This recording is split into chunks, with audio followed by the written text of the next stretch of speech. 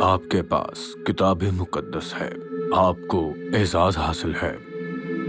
आप कहानी के आगाज, वस्त और अख्ताम को जानते हैं। जनाब मसीह की कहानी। आपके पास 2000 बरस की तालीम है जिससे फ़ायदा उठाया जा सकता है। जब मैंने पहली बार जनाब मसीह के बारे में तालीम दी तो ये बहुत मुख्तलिफ था। मेरे पास सिर्फ वही था जिसे आप अहदनामा कदीम कहते हैं, कुछ ऐनी शाहिदीन की कहानियाँ और कुछ दूसरों की कहानियाँ, और जनाब मसीह की तरफ से कुछ बराह रास्त इल्हाम।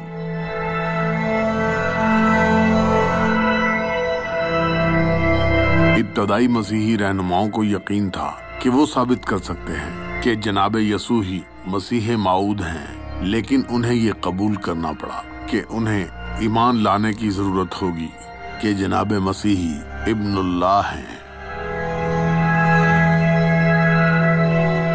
पहली सदी के वस्त में 50 ईस्वी में इंजील शरीफ में सिर्फ चंद खतूत लिखे गए थे जिन्हें अभी तक किताब मुकद्दस नहीं समझा जाता। जनाब मसीह के बारे में हम जो कुछ भी जानते हैं इसमें से ज्यादातर मालूमात जुबानी तौर पर एक शख्स से दूसरे शख्स और उस्ताद से उस्ताद तक मुंतकिल हुआ है। उभरते हुए मसीही अकीदे के पहले मुअल्लिम की हैसियत से हमारे पास लोगों को कायल करने के लिए दो चीजें हैं कि वो जनाब मसीह के पैरोकार बनने के लिए इब्तदाई रुकावटों से बाहर निकलें। सबसे पहले जनाब मसीह है और दूसरा जनाब मसीह इब्नुल्लाह है।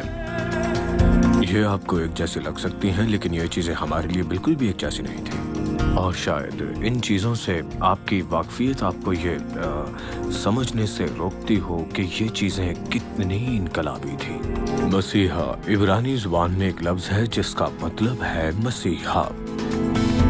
एक यूनानी मसावी मसीह है।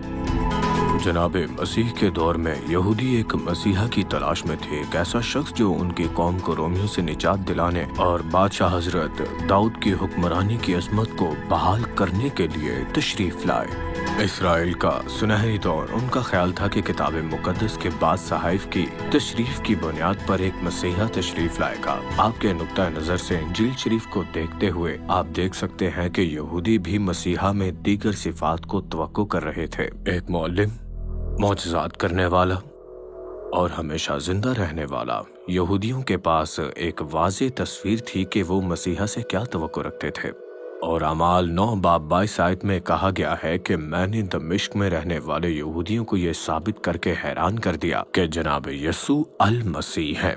और अमाल 18 बाब 28 आयत में अपोलोस यहूदी मुखालिफिन के साथ अवामी बहस में मौजूद थे और सहाइफ से साबित कर रहे थे कि जनाब मसीह ही अल मसीह है। किताब मुकद्दस के सहाइफ से यह साबित कर रहे थे कि जनाब मसीह ही अल मसीह हैं। जी हाँ, बिल्कुल।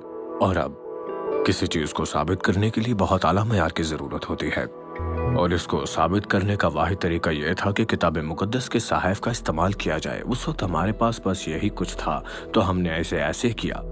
सबसे पहले हमने अपनी यहूदी मुखालिफिन से इत्तफाक किया कि मसीहा एक मुअल्लिम होगा, वो मौजिज़े करेगा, वो हमेशा जिंदा रहेगा। पहले दो काम आसान थे क्योंकि हर कोई इस बात पर मुत्तफिक था कि जनाब मसीह एक मुअल्लिम है, और उन्होंने मौजज़ात भी किए जो कि उनके लिए बहुत आसान काम था। इसके बाद हमने कहा कि मसीहा रूहानी तरीके से निजात देगा, जरूरी नहीं कि सिर्फ जिस्मानी तरीके से। हो सकता है कि यहूदी ये ना चाहते थे, लेकिन किताब मुकद्दस के सहाइफ में हमें वाज़ेह तौर पर जिस्मानी आज़ादी से ज्यादा रूहानी आज़ादी का जिक्र है। और जहाँ तक मेरा ख्याल है कि हम सबको अपनी रूहानी आज़ादी पर बहुत गौर व फिक्र करना चाहिए। आखिर में, और ये सबसे मुश्किल था, कि ये साबित करना कि जनाब मसीह हमेशा के लिए जिंदा रहेंगे। जनाब मसीह ने अपने रसूलों से यही कहा था कि मुझे सलीब दी जाएगी और तीसरे दिन मैं मुर्दों में से जी उठूंगा। मैंने लिखा, जनाब मसीह सहाइफ के मुताबिक हमारे गुनाहों के लिए वफात पा गए, उन्हें दफन किया गया और तीसरे दिन वो सहाइफ के मुताबिक दोबारा जी उठे। लेकिन फिर ये बाद में हुआ। हम इससे कई बरस पहले की बात कर रहे हैं, और इस खत के इंजील शरीफ में शामिल होने से पहले की। अमाल की किताब में एक कहानी है जहां दो सहाबी अमाउस की तरफ चल रहे थे और उनकी जनाब मसीह से मुलाकात हुई है। जनाब मसीह ने किताब मुकद्दस के सहाइफ का इस्तेमाल करते हुए इंकशाफ किया कि वो कौन थे, और उन्होंने उन्हें पहली बार समझा। ये एक इंकशाफ था कि वो कौन था, ये एक वही थी। जनाब मसीह ने दोबारा जिंदा होने के बाद दूसरों के साथ भी ऐसा किया। उन्होंने सहाइफ की मदद से सबको ये बताया कि वो कौन थे। उन्होंने इंकशाफ किया कि वो कौन थे। उन्होंने दिखाया कि किताब मुकद्दस के तमाम सहाइफ उनके बारे में क्या कहते थे। जनाब मसीह ने खास तौर पर निशानदेही की कि सहाइफ में कहा गया है कि जनाब मसीह मसाइब उठाएंगे और तीसरे दिन मुर्दों में जी उठेंगे। हमें ये साबित करना था कि जनाब मसीह मुर्दों में से जी उठे हैं और खुदा ताला के बास अर्श मौला पर तशरीफ ले गए हैं। ये साबित करना था जिसने हमें ये जाहिर करने की इजाजत दी कि जनाब यस्सु अल मसीह ही अल मसीह थे, क्योंकि वो हमेशा जिंदा रहेंगे। ये वो चीज है जो बहुत से लोग भूल जाते हैं। इंजील शरीफ बहुत वाज़ेह है कि जनाब यस्सु को अल मसीह के तौर पर किताब मुकद्दस से साबित किया जा सकता है, लेकिन ये कभी नहीं कहती कि सहाइफ से ये साबित किया जा सकता है कि जनाब मसीह अल्लाह के बेटे हैं। इसमें ईमान की जरूरत होती है। जनाब मसीह की वफात से कबल कुछ मिसालें मौजूद हैं जब लोगों ने समझा कि जनाब मसीह इब्ने खुदा थे। हजरत पतरस ने उनका ऐलान उस वक्त किया जब जनाब मसीह ने ये सवाल पूछा, लेकिन तुम मुझे क्या कहते हो? और बीबी मरियम ने जनाब मसीह के लाजर को जिंदा करने से कबल उनका ऐलान किया। अमाल की किताब का जायजा लेने से पता चलता है कि इब्तदाई मसीहियों ने जनाब मसीह की तालीम और तबलीग की थी, लेकिन अमाल की किताब में जनाब मसीह के इब्ने खुदा होने का पहला जिक्र उस वक्त हुआ जब मैंने जनाब मसीह की मौत के कई बरसों बाद दमिश्क में तबलीग शुरू कर दी थी। वो काफी मुश्किल वक्त था मेरे लिए। ऐसा लगता है कि ये बात आहिस्ता आहिस्ता इब्तदाई मसीहियों पर जाहिर हुई कि जनाब मसीह इब्ने खुदा हैं। जहाँ तक मेरा ख्याल है, ऐसा लगता है कि आने वाली दहाइयों में यस्सु मसीह होने से यस्सु के इब्ने खुदा होने पर जोर दिया गया है। हाँ, बिल्कुल ऐसा ही है। ये मुकम्मल तौर पर माकूल था, क्योंकि जोर उन यहूदियों की तबलीग करने से था जो मसीह की तवक्को कर रहे थे। गैर यहूदियों को इंजील की तबलीग करने पर जोर दिया गया था, जिनका मसीहा की तवक्को करने का कोई पस मंजर नहीं था। लिहाजा हमें जनाब मसीह को अपने खुदा के तौर पर इस तरह पेश करना था कि लोग सच्चाई को समझ सके और फिर उसे देख सके और ईमान ला सके। जदीद लोग या तो यस्सु के नामों के मज़मरात को नहीं समझते हैं या उन्हें सुनने के इतने आदी हैं कि वो अक्सर ये नहीं सोचते कि उनका क्या मतलब है। यस्सु मसीह और वो जो दर्ज देता है, जो मौजज़े करता है और वो जो हमेशा जिंदा रहता है, वो जो निजात लाता है। यस्सु इब्ने खुदा है, खुदा जो इंसान की शक्ल में जमीन पर आया ताकि वो लोगों को उनके गुनाहों से बचा सके और उन्हें हमेशा की जिंदगी दे सके। और उन्होंने बिल्कुल हमारे साथ ऐसा ही किया, हम सबको निजात बख्शी।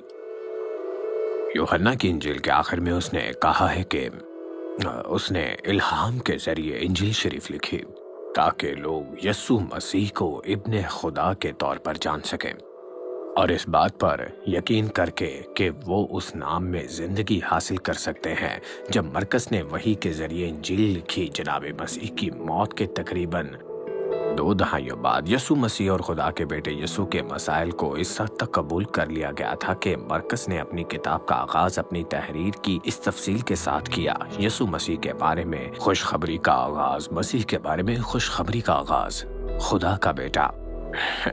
आपके पास हर बाइबल के तर्जमे में ये है, चाहे तर्जमा कुछ भी हो। मैं इतना मुराद या आफ्तार नहीं था, लेकिन मेरे पास वो चीज थी जिसकी मुझे जनाब मसीह के पैगाम को सही तरीके से सिखाने की जरूरत थी। और अब जहां आप बैठे हैं, वहां से आप देख सकते हैं कि उन इब्तदाई मसीही जमातों में खुदा का हाथ काम कर रहा था, क्योंकि उन्हें सच्चाई का इल्म हुआ। यस्सु ही मसीह है, यस्सु ही इब्ने खुदा है।